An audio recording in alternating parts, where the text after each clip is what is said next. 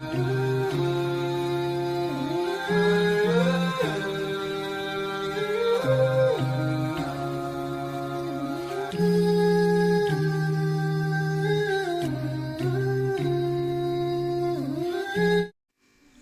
اللہ الرحمن الرحیم۔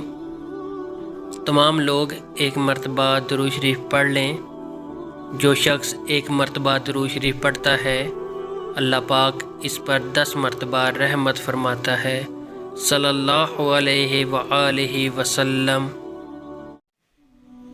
ایک عورت حضرت علی رضی اللہ تعالیٰ عنہ کی خدمت میں حاضر ہوئی اور عرض کیا، یا علی مجھ کو پاک کر دیں۔ آپ رضی اللہ تعالیٰ عنہ نے اس عورت کو دیکھ کر فرمایا، کس چیز سے پاک کر دوں؟ عورت نے جواب دیا کہ میں نے زنا کیا، اب شرمسار ہوں اور آخرت کے عذاب سے ڈرتی ہوں کہ آخرت کے عذاب سے دنیا کا عذاب بہتر ہے۔ پھر حضرت علی رضی اللہ تعالیٰ عنہ نے فرمایا، تیرا شوہر موجود ہے یا سفر پر ہے؟ کہا کہ میرا شوہر موجود ہے۔ آپ رضی اللہ تعالیٰ عنہ نے فرمایا، تو حمل سی ہے؟ عورت نے کہا، ہاں حاملہ ہوں۔ حضرت علی رضی اللہ تعالیٰ عنہ نے فرمایا، بچہ جن کر میرے پاس آنا۔ یہ سن کر وہ عورت واپس چلی گئی۔ حضرت علی رضی اللہ تعالیٰ عنہ نے فرمایا، اے میرے پالنے والے، یہ میری پہلی شہادت ہے جو اس عورت نے اپنے خلاف دی ہے۔ کچھ عرصے کے بعد جب اس عورت کو بچہ پیدا ہوا تو فارغ ہو کر پھر خدمت میں آئی اور پاک کرنے کو کہا۔ حضرت علی رضی اللہ تعالیٰ عنہ نے انجان ہو کر پوچھا، کس چیز سے پاک کر دوں؟ عورت نے کہا، میں نے زنا کیا ہے، اب میں بچے کی ولادت سے فارغ ہو چکی ہوں، لہٰذا مجھ پر حد جاری کر دے کہ دنیا کا عذاب آخرت کے عذاب سے آسان ہے۔ آپ رضی اللہ تعالیٰ عنہ نے فرمایا، جا بچے کو 2 سال تک دودھ پلا کر پھر آنا۔ وہ پھر چلی گئی۔ آپ رضی اللہ تعالیٰ عنہ نے فرمایا، الہی یہ دوسری شہادت ہے جو اس عورت نے اپنے خلاف دی ہے۔ 2 سال بعد پھر حاضر ہوئی اور اپنا مطالبہ دہرایا۔ آپ رضی اللہ تعالیٰ عنہ نے پھر انجان بن کر تمام سوالات کیے، اس نے وہی جواب دیے۔ آپ رضی اللہ تعالیٰ عنہ نے فرمایا، جا بچے کی پرورش کر حتیٰ کہ وہ اس قابل ہو جائے کہ کوٹھے سے گر نہ پڑے۔ وہ روتی ہوئی چلی گئی۔ آپ رضی اللہ تعالیٰ عنہ نے فرمایا، میرے مالک، یہ اس کی تیسری شہادت ہے۔ عورت کو راستے میں عمر بن حدیث ملے، معاملہ دریافت کیا اور بچی کو پالنے کا وعدہ کر کے اس عورت کو واپس حضرت علی رضی اللہ تعالیٰ عنہ کی خدمت میں لائے، اور عورت نے پھر اقرار کیا اور طہارت کا مطالبہ کیا۔ فرمایا، یا الہی 4 گواہیاں پوری ہو چکی ہیں۔ پھر آپ غصے کی حالت میں سرخ ہو گئے۔ حضرت عمر رضی اللہ تعالیٰ عنہ نے کہا، کیا میرے اس بچے کی کفالت پر ناراض ہیں؟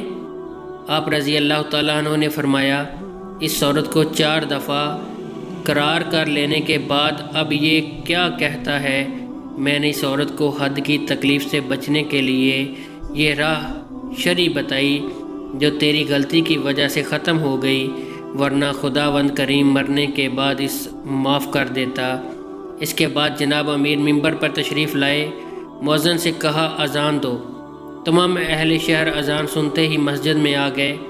آپ رضی اللہ تعالیٰ عنہ نے فرمایا کہ میں یہ اعلان کرتا ہوں کہ میں کل صبح کوفے کے میدان میں ایک عورت پر حد جاری کرنا چاہتا ہوں، لہٰذا تمام لوگ پتھر لے کر وہاں جمع ہو جائیں، مگر اس بات کا خیال رکھیں ہر شخص کا چہرہ کپڑے سے چھپا ہوا ہو تاکہ وہ ایک دوسرے کو پہچان نہ سکیں، یہاں تک کہ اپنے گھروں کو واپس نہ چلے جائیں۔ یہ فرما کر آپ منبر سے نیچے اترے۔ روایت میں ہے کہ اگلے دن تمام شہر کے آدمی چہرہ چھپائے اور چادروں میں پتھر لیے میدان میں جمع ہو گئے۔ کچھ دیر بعد حضرت علی رضی اللہ تعالیٰ عنہ بھی تشریف لے آئے۔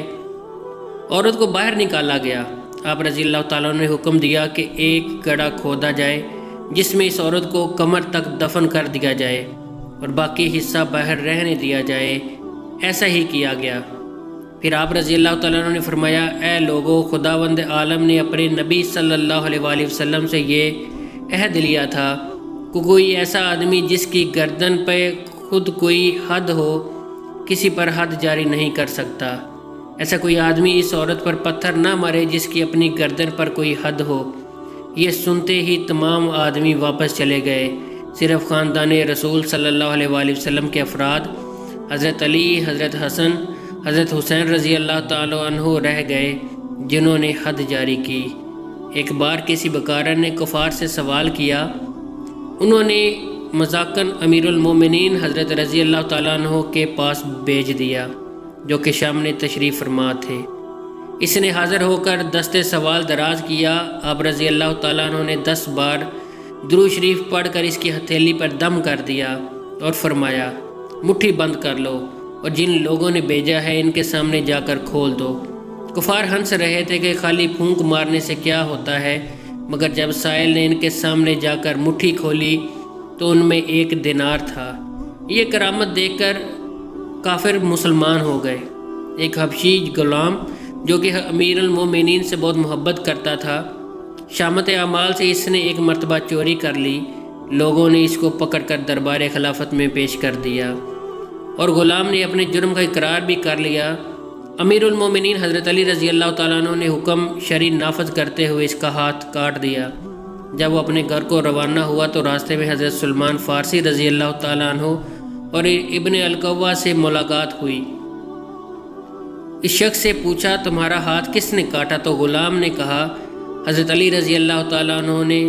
انہوں نے حیرت سے کہا، انہوں نے تمہارا ہاتھ کاٹ ڈالا، پھر بھی تم اس قدر اعزاز و کرام کے ساتھ نام لیتے ہو؟ غلام نے کہا، میں ان کی تعریف کیوں نہ کروں؟ انہوں نے حق پر میرا ہاتھ کاٹا اور مجھے عذاب جہنم سے بچا لیا۔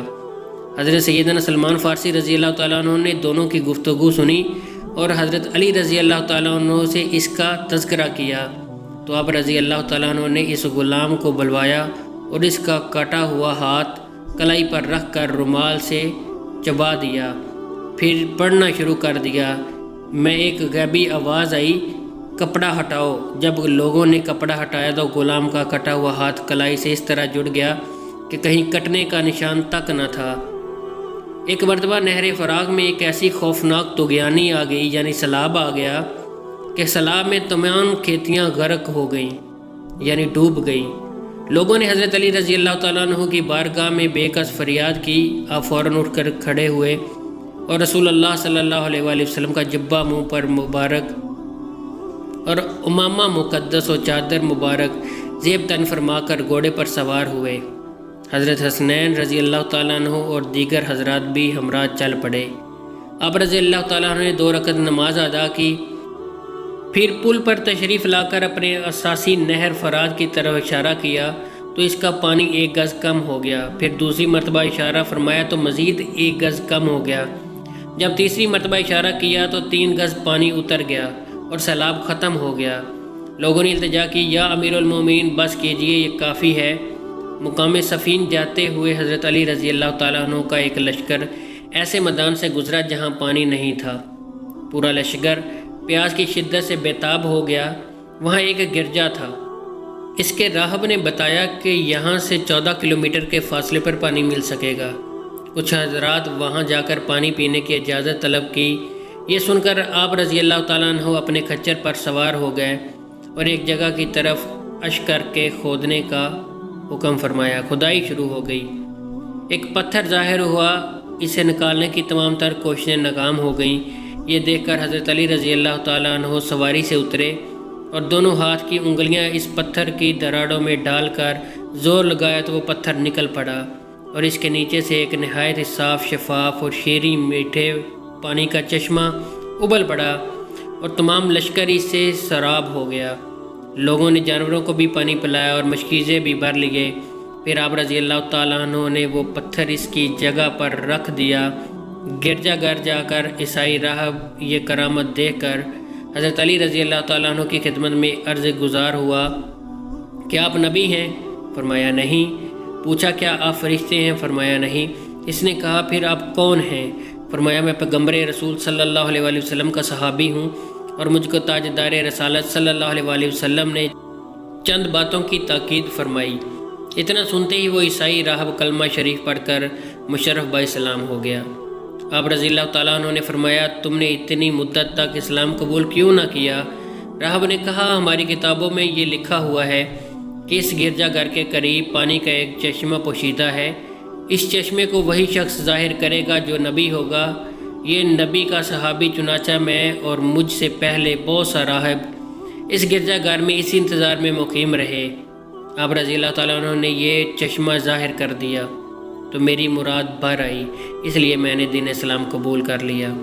راہب کا بیان سن کر حضرت علی رضی اللہ تعالیٰ رو پڑے اور اس قدر روئے کہ ریش مبارک آنسوؤں سے تر ہو گئی۔ پھر آپ نے ارشاد فرمایا، ان لوگوں کی کتابوں میں بھی میرا ذکر ہے۔ یہ راہب مسلمان ہو کر آپ کے خادموں اور مجاہدوں میں شامل ہو گیا اور شامیوں سے جنگ کرتے ہوئے شہید ہو گیا۔ حضرت علی رضی اللہ تعالیٰ عنہ نے اپنے دست مبارک سے اسے دفن کیا اور اس کے لیے مغفرت کی دعا فرمائی۔ ایک مرتبہ امیر المومنین حضرت علی رضی اللہ تعالیٰ عنہ اپنے دونوں شہزادوں حضرت امام حسن اور حضرت امام حسین رضی اللہ تعالیٰ عنہ کے ساتھ کعبہ میں حاضر تھے کہ دیکھا وہاں ایک شخص خوب رو رو کر اپنی حاجت کے لیے دعا مانگ رہا ہے۔ آپ رضی اللہ تعالیٰ عنہ نے حکم دیا کہ اس شخص کو میرے پاس لاؤ۔ اس شخص کی ایک کروٹ چونکہ فالج زدہ تھی لہٰذا زمین پر گھسیٹتا ہوا حاضر ہوا۔ آپ رضی اللہ تعالیٰ عنہ نے اس کا واقعہ دریافت فرمایا تو اس نے عرض کی، یا امیر المومنین، میں گناہوں کے معاملے میں نہایت بے باک تھا۔ میرے والد محترم جو کہ ایک نیک اور صالح مسلمان مجھے بار بار ٹوکتے اور گناہوں سے روکتے تھے۔ ایک دن والد ماجد کی نصیحت سے مجھے غصہ آ گیا اور میں نے ان پر ہاتھ اٹھا دیا۔ میری مار کھا کر وہ رنج و غم میں ڈوبے ہوئے حرم کعبہ میں آئے اور انہوں نے میری بد دعا کر دی۔ اس دعا کے اثر سے اچانک میری ایک کروٹ پر فالج کا حملہ ہو گیا اور میں زمین پر گھسیٹ کر چلنے لگا۔ اس غیبی سزا سے مجھے بڑی عبرت حاصل ہوئی اور میں نے رو کر اپنے والد محترم سے معافی مانگی۔ انہوں نے شفقت پدری سے مغلوب ہو کر مجھ پر رحم کھایا اور مجھے معاف کر دیا۔ پھر فرمایا، بیٹا چل، میں نے جہاں تیرے لیے بد دعا کی تھی وہیں اب تیرے لیے صحت کی دعا مانگوں گا۔ چنانچہ ہم باپ بیٹے اونٹ پر سوار ہو کر مکہ معظمہ میں اللہ کے شرف و تعظیم منا رہے تھے کہ راستے میں یکا یک اونٹنی بھاگنے لگی اور میرے والد ماجد اس کی پیٹھ سے گر کر دونوں چٹانوں کے درمیان وفات پا گئے۔ اب میں اکیلا ہی کعبہ میں حاضر ہو کر دن رات رو رو کر اللہ سے اپنی تندرستی کے لیے دعا مانگتا رہتا ہوں۔ امیر المومنین رضی اللہ تعالیٰ عنہ کو اس کی داستان عبرت نشان سن کر اس پر بڑا رحم آیا اور فرمایا، اگر واقعی تمہارے والد صاحب تم سے راضی ہو گئے تھے تو اطمینان رکھو، انشاءاللہ سب بہتر ہو جائے گا۔ پھر آپ رضی اللہ تعالیٰ عنہ نے چند رکعت نماز پڑھ کے اس کی صحت یابی کے لیے دعا میں کھڑے ہوئے۔ یہ سنتے ہی وہ بلت قلب کھڑا ہوا اور چلنے لگا۔ اگر آپ کو ہماری ویڈیو اچھی لگی ہے تو ہمارے چینل کو سبسکرائب کریں۔